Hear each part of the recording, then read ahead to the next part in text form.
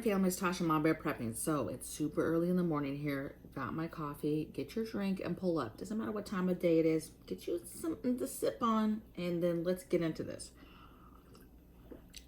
So the reason I'm talking about this is twofold. One, I'm going to talk about forever foods. So these are 5 foods that will last forever if you keep them right. And 2, they're very, very common foods that, my community, the prepping community, the survival community talks about. And it's because they last so long. And to me, I love them because they're filling foods. They're baseline foods that you could use for a lot of different things, okay? Now, obviously, there's a huge list of foods like this that are forever foods or survival foods, but these are 5 of my favorite. What I'm also going to do for you, it's a twofold, is I'm going to tell you some ideas of how to store this stuff. A couple of these things is a very common question I get from people on how to store it. And I think that they're all very, very easy, okay? Very, very easy, okay? So let's just get into it. So my 5 must-have forever foods that I think everybody needs to get on their shelves that are easy peasy to keep for long-term storage are these. Number 1 is salt. I think that salt is going to be a huge thing because so much of the food that we get right now has salt in it, has a high level of salt content. And your body does have to have a certain amount of salt. It has to, or it starts to shut down, okay?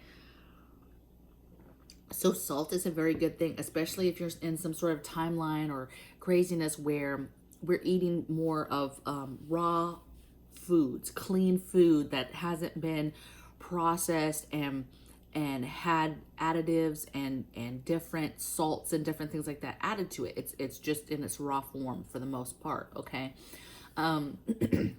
So salt is very important. Now, how do you store salt? So I did a whole video on storing salt, but there's a bunch of different ways. The way that we keep it is, and it's for the most part in its original containers, and then we put it inside of something else for an extra barrier for humidity and for critters, okay? My theory is in original containers, first of all, I put all different types of salt. So basically I get a 5-gallon bucket and I put all varieties of salts in it. Anything from regular basic table salt to ice cream salt to canning salts to pink salts. I mean, you name it, I've got that salt, okay? And then I leave it in its original container and I put it in that bucket. Now, the only thing that I do take in consideration is your regular cylinder salt that comes in any kind of cardboard. Now, if you live somewhere where you know the humidity is not crazy, you know that you could take that cardboard and put that container in a bucket or some other kind of container to cut down on that, then that's perfect, okay? However, if you live anywhere with any kind of humidity, you're gonna need to take those out and put them in, like, say, a glass jar or a plastic bottle, but you need to repackage it before you put it in, say, a 5-gallon bucket or some other kind of bucket, okay?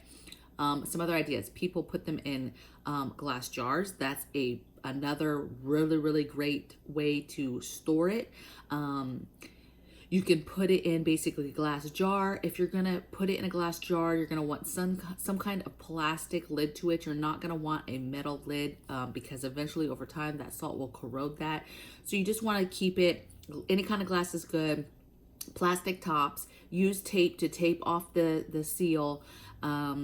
You can use plastic bottles. So let's just say you have old water bottles, you have old juice bottles, that really good plastic, that thick plastic that juice comes in, and then the good water comes in, like in the big gallon ones. That's good too. You just have to really make sure that you clean them, you dry them. They're super, super dry before you put the product in. Put the product in and then put the plastic cap back on and then tape the edge. And then with anything, you're gonna label it, the month and year that you did it, and put it away, okay? My thing is, critters are relentless. They will chew through things. So for us, we always put things in 2 or 3 layered items.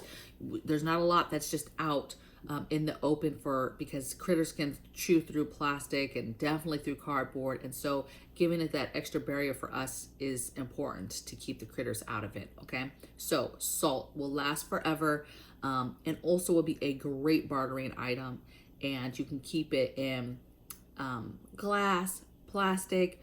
For us, for long term, I put it in original containers in a 5-gallon food grade bucket, and I seal that bad boy up, and then I keep it in a cool, dark place.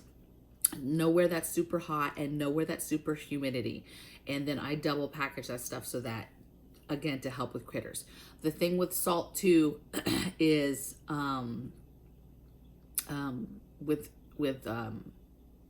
salt, there's a lot of like your baking type stuff, but with salt, there's just like barely any kind of humidity gets in there, and then it's done. It's toast. Okay, it's gonna turn into a brick and all crumbly, and it's just not gonna be good. Okay, so let's talk now about the next thing. The next thing is dry beans. So dry beans, I think, is like the absolute best. I just love it. Okay, ways to keep dry beans, in my opinion, is you get the beans that your family will eat. But I always repackage beans. Okay, we eat a lot of beans on a regular basis, so there's tons of times that I just buy beans and we just are eating them from the bag or from our everyday bean holder jar. But for long-term storage, I'm doing it several ways. I either put it in Mylar bags with an oxygen absorber, put that oxygen absorber and Mylar bag in a 5-gallon bucket or some kind of tub. I seal it up, and that's it. Okay.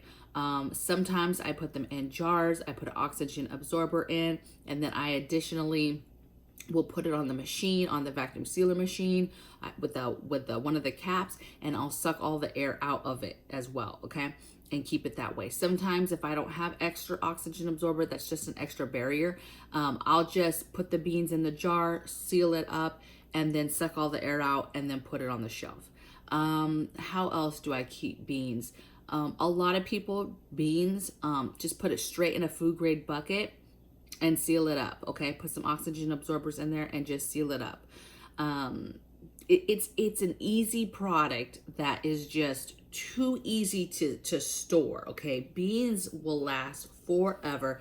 They're super hardy. The only thing you have to worry about is some sort of rodent getting to them, some kind of insect infestation. But if you get them and then store them and have your extra barriers and have your oxygen absorbers, those beans are going to last forever. In my opinion, I've never seen beans 20 years ago or whatever without an oxygen absorber. Let's say you put beans in a bucket. I would love to hear if anybody has kept beans for years and years and years like that without anything and they were still good. To me, I would think they're probably gonna still good. They're so hardy, you guys. They're so strong and durable. Okay, and I don't know. I just think it's a great survival food. Also, in the regard of survival, it's a very easy beans. And I haven't even grown beans yet, but they say beans are some of the easiest and fastest things to grow. Okay, and so I'm excited to get to our other home and plant beans and see how fast they grow and what kinds I can grow and all that good stuff and processing them and stuff. So we'll see. Okay, are we ready for the next one? The next one is super easy. It's liquor. I did another video on all the ways, reasons you need liquor. I can't stress enough. Liquor is a forever food. I know it's not really a food, you guys, but it is a forever item. Okay, yes, of course, it's there for pleasure and all that good stuff, but it has so many medicinal and other properties and different reasons to have it. And so it lasts forever, and it's easy to keep. The way you're going to keep it, you guys, is it's in its original container. So we don't repackage any kind of liquor. I do tend to get glass bottles over plastic bottles. You could do plastic bottles, but over time that's going to break down. Could something get, through, a plastic, or if it's somehow it's in the heat or something like that. To me, glass is your best friend. And glass is going to last the longest. Okay. So again, all we're doing is we're getting the liquor and then we're keeping it in a cool, dry place. And we're keeping it in our original containers, and we're sticking to glass. The only thing that for plastic that I typically might be okay with is the smaller bottles, you know, like the airplane size bottles for bartering and things like that. That's fine, right? I just get a bunch of those and just keep them in a big tote. But as far as my actual liquor reserve, all glass, okay? Next thing is rice. Again, get this all the time, how to keep rice, how to do rice. There's 1,001 ways that you can do rice, okay? So again, too, do your own research, okay? Because what I'm about to say is very controversial.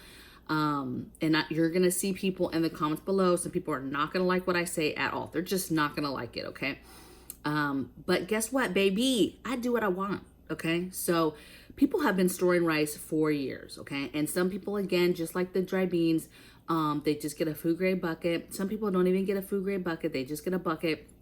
They've been doing it for years. They put the rice straight in the bucket, put a couple bay leaves in the bucket, close the bucket, and store it. And they have been doing that for centuries, okay? Just fine, no problems, okay? I know people for decades that have kept rice like that and have had no problems, no insect problems. Now, everybody's different. Everybody lives somewhere different. Everybody's going to have different things, okay? And it's easy to get weevils. It's easy to have weevils in the rice when you buy it, whatever, okay? Now, this is the controversy part.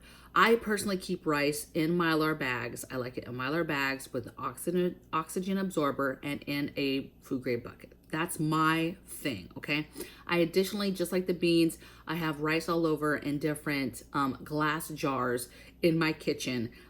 Some of them have been vac sealed right into the jar for a little bit longer storage. And then some are just my everyday rice that's in normal glass jars with plastic caps, okay?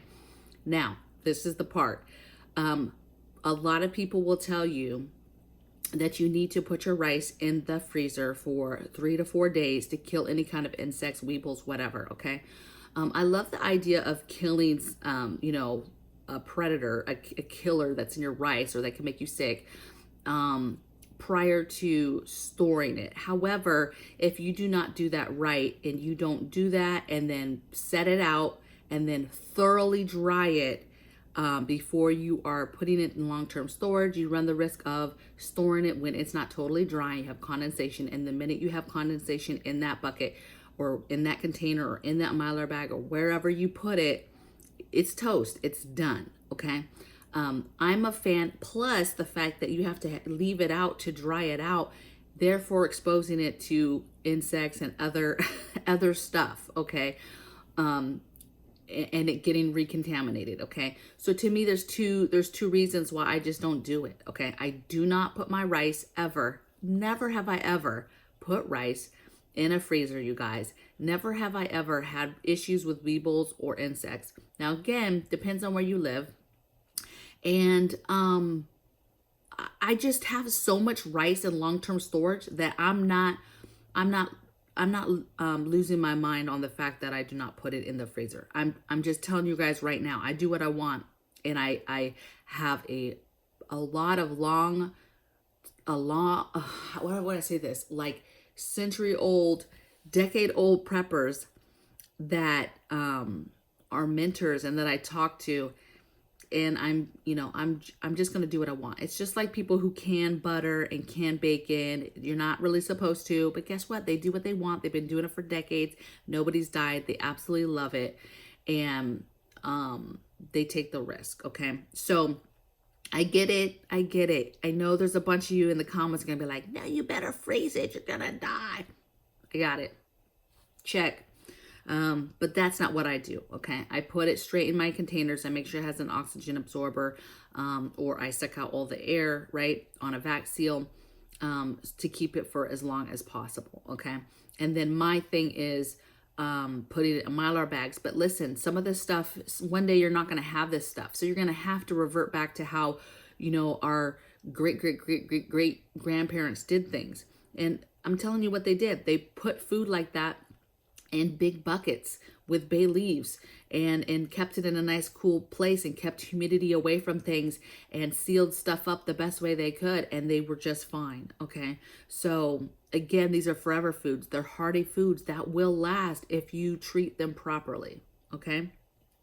And again, I'm not against anybody who does do that process of putting stuff in the freezer first. That's fine. You know, nobody's mad at you for doing that. Next thing I have, last one, is one of my favorite preps, and that's honey. Okay, I absolutely love the properties of honey. I love it for flavoring. I mean, I use honey in so much of my cooking. I do fermented honey with garlic, put garlic and ferment it in the honey. I do it in all types of marinades. I put it in rice. I put it in beans. I put it in my meat marinades. I just love it. It's a forever food. It will last forever. And I do not repackage it. I keep it in its original container. And that's it. If I got to a place where vermin and stuff like that were real bad, then I would just go to the second thing where I would take a 5-gallon bucket, food grade bucket, and I would just start putting honey in that to give it another barrier. I haven't ran into that issue yet with my honey, and I have a lot. I've never had a problem with honey, but with critters. But again, critters can get through anything, you guys, anything, any kind of little plastic, whatever, they can chew right through that. Okay. So, it's up to you if you wanted to, especially if you have a ton of it, right? And you have a ton that you're trying to keep for long-term storage, it might behoove you to just throw it in another container as a second barrier against any kind of critters. Okay. But again, it will last forever.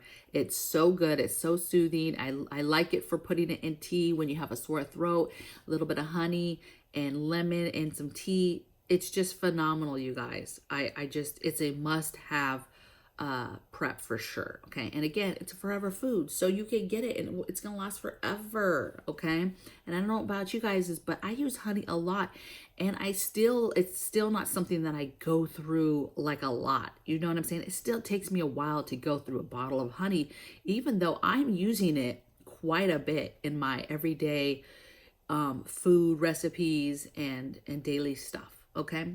So those are my 5 things. Those are 5 forever foods. There's like 30 or 40 forever foods, you guys. I did a video, it's probably like my 3rd or 4th video. It's super old, right? If you find it. Matter of fact, I do it. It's like 30 forever foods that I go through. And then something happens where it's done, but the video goes on, and the video, it lasts for 18 minutes. But the actual video itself is only like 12 minutes or something. 10 minutes, something like that. Okay. So if you want to go back and find it, if you just say 30 forever foods in my name, it should pop up. But these are 5 forever foods that I just wanted to kind of go through with you. They're 5 of my favorites. You know, if you had to dumb it down to like, hey, you can only take certain survival foods and stuff, these foods would definitely be on my short list. Okay. And then I always get the question, how do you keep food? Okay. And this is how I keep my food. Okay. I think that's it, you guys. I can't wait to see the comments below. You can keep them rice comments to yourself about the freezing, the freezer. I mean, I get it. You're going to want to reach people and tell them why, and that's cool, I guess.